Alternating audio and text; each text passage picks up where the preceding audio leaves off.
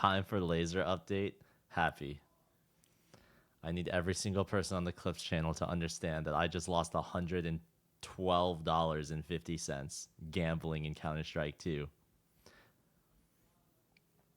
So if people in my comment section are telling me to react harder,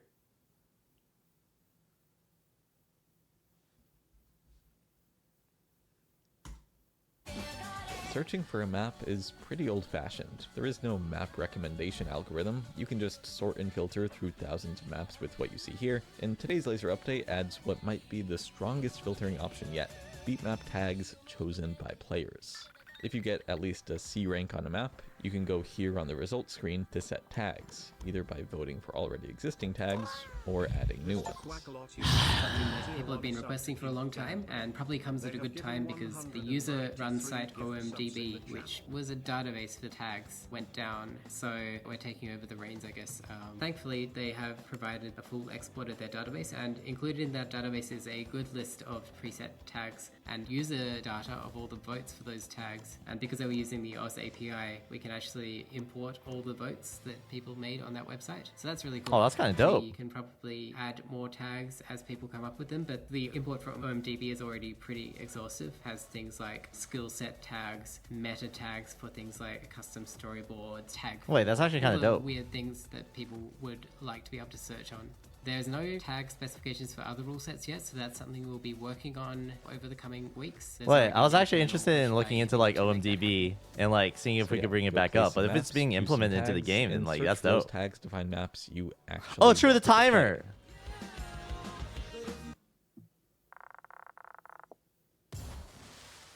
This is a controversial one. I asked Necodex to add sound effects for star fountains, kind of just looking to give the game a bit more character.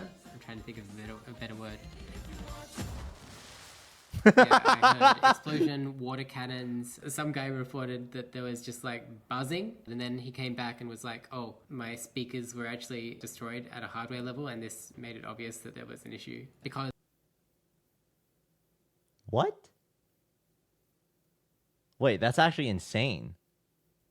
Chat, people in my chat have told me that some of my screaming has like literally broken people's headphones. And I always thought that they were trolling. That can actually happen? Oh, the star fountains didn't cause the speaker damage. It just made it apparent. Oh. Guy reported that there was just like buzzing, and then he came back and was like, oh, my speakers were actually destroyed at a hardware level, and this made it obvious that there was an issue. Because not everyone was on board with these new sound effects, now they only trigger on the Argon skins. If you're using a classic skin, it won't trigger anymore. Unless you wanted to, you can still skin Fountain-Star or Star-Fountain is the file name. More skinning options! There are some certain beat maps which trigger Kiai time at a very rapid pulsing rate. We have fixed that in this release by making it trigger less often and splitting the sound effect into two pieces. The initial explosion sound and the ongoing background fuzz is separated. As Laser pushes for an App Store release, the mobile version of the game has been slowly improving. Last update we saw a couple really important changes: larger mobile-specific UI scaling, and Mania playfield rotation, both of which were partially reconsidered in this update. Starting with the larger interface stuff. Unfortunately, it also affected Taiko gameplay in an unexpected way, making the playfield a lot more zoomed in than expected. You couldn't see as many hit objects on screen on mobile anymore, so that's been fixed in this release.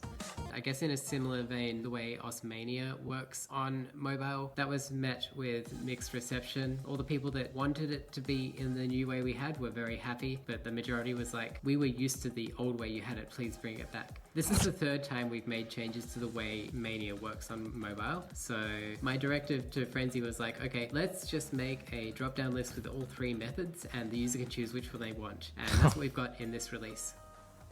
I'm obviously biased here. Tags. Chat, I feel like there's like this ongoing theme where Peppy wants to do something, person complains, Peppy tries to fix it, person is happy but new person complains, Peppy tries to fix it, one person is happy, but now 2 people complain. And then all 3 of them are like, just give us a drop down. I know that's like the best way to satisfy all of them, but in my opinion, I want to play Pepe's vision of Osu. And sometimes a person's vision for the game requires disregarding other people's opinions. Okay? And so I just think, why not just go with the version that he likes and say fuck it to all the others? Having all these options, I feel like, is just overwhelming. So many different ways of playing the game. Fuck! We were used to the old way you had it, please bring it back. This is the 3rd time we've made changes to the way Mania works on mobile. So my directive to Frenzy was like, okay, let's just make a drop-down list with all 3 methods and the user can choose which one they want. And that's what we've got in this release. I'm obviously biased here, but I'm legitimately impressed by how many significant editor changes have been part of every update since the whole editor sucks situation. Going off today's changes, some of these are simple, like moving the preview point on the lower timeline so that it's always visible, and larger grid spacing for those who want to map, basically, without a grid. Yeah. Other changes are a bit more subtle. Yeah, it's kind of things that weird you to wouldn't not immediately see a pick up grid. on, but What the make hell? a tangible difference while mapping, like how sliders previously couldn't be selected as freely as circles, the way soon-to-be placed objects now appear in the timeline, and how scrolling to zoom on the timeline now zooms to this point instead of the clicky cursor. By zooming to the cursor, it means that it changes the current time, and I don't think people want that. And of course, a few changes are made to the editor to match the stable build of OS, like the limit of 8 combo colors, the Control L hotkey to reload a map without saving, and finally the return of right-click for enabling new combos and partially for deleting objects. A basic summary is that we have context menus in Laser, so we kind of want to reserve the right mouse button for context menus appearing. And historically, the stable editor has right-click overloads for other stuff like deleting a new combo. So adding this back was a bit of a challenge, getting the input handling right. Which is to say, if you're in select mode, this won't work. You can still use shift right-click to do a deletion there, but otherwise, if you right-click, it's going to bring up the context menu and give you more options. Interesting. You already know what old mappers are going to say about this. They want to right-click to delete in every circumstance. Global setting, disable context menus in the game. Speaking of stables features, holding Alt and scrolling with the mouse wheel works to change volume on the results screen now. You can expect that to be everywhere at some point. And the game's window title once again matches metadata for whatever map you're playing. To me, it kind of changes the game. I found this pretty notable as a change, even though it seems like a meh change. If you run the game in windowed mode, it's something which you don't notice that you noticed until it's gone. Leaderboards have also been slightly redesigned, which... Okay, I know what you're thinking. This change is useless. Song Select as a whole needs a redesign. So it's a good thing that redesign is almost here. Oh, Flight dude, I've heard a lot of redesign people complaining about it. publicly for feedback, and he was kind of overwhelmed by the amount of feedback he got. Very helpful people in the community that made their own amended designs on Song Select. I feel like that's the easiest way for us to take feedback, is to get it in visual form, and it was very helpful. We've applied a lot of the feedback that the community provided us. We're doing some more iterations of it internally, and Frenzy and myself are working on making that Song Select come through to fruition. So That's I dope. hope to see that in, let's say, the next release. I've got no other focus on my list other than making that happen. Good luck changing the logo in the bottom right. That did not go well last time.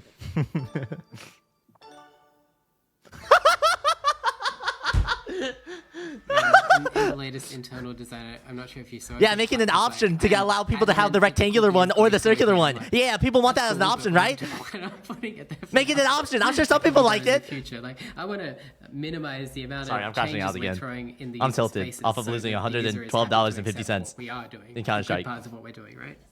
We introduced teams last update, and they've been expanded on in this update with the in-game team chat channel, plus the team leaderboard.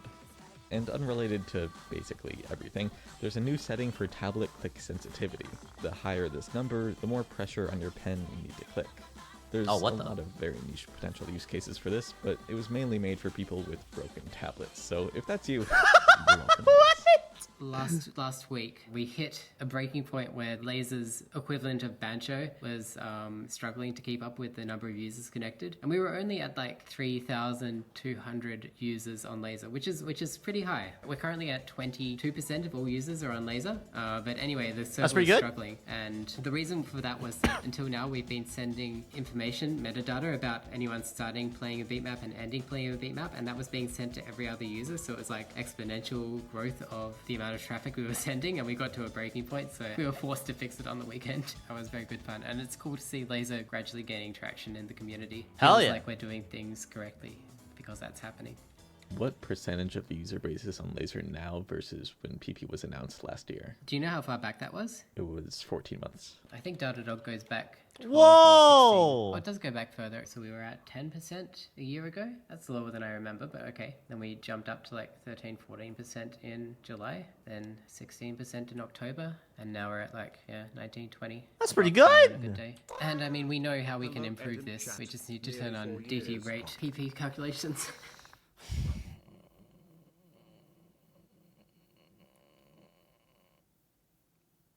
All right.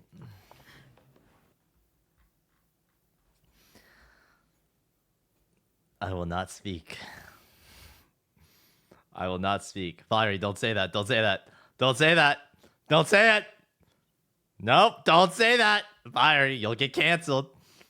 All the perma farmers, all the score bashing their heads against the wallers are gonna get outraged. Oh my god, I want to get my PP. Let me get the rank change. It's fine. It's fine. It's fine. It's fine. It's fine. It's okay. I hope they add an option for people to not use it. I would love an option to not see it.